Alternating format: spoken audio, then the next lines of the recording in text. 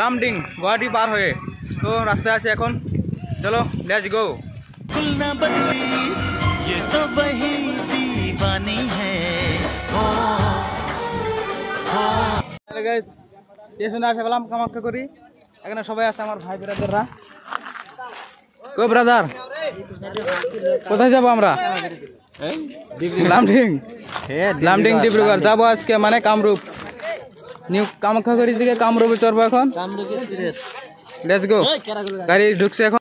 অবশেষে এত ভিড়ের মধ্যে আমরা ট্রেনে উঠে প্রবেশ করলাম। এখানে এরকম ভিড় থেকে অবস্থা কেরাসিন। এদিকে আমার ফেসের কোয়ালিটি ডিসকালার ধরে গেছে, কালো কালো হয়ে গেছে।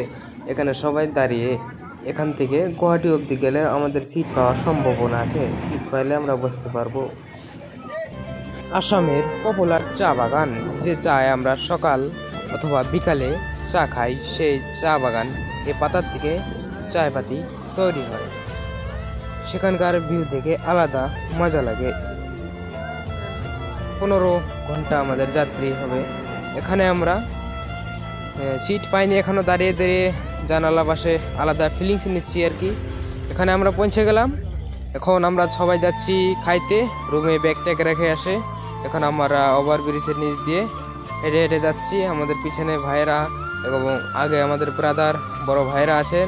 সবাই আমরা মিলে যাচ্ছি হোটেলে, সেখানে খাবো ভাত। সবাইকে টাটা, বাই বাই।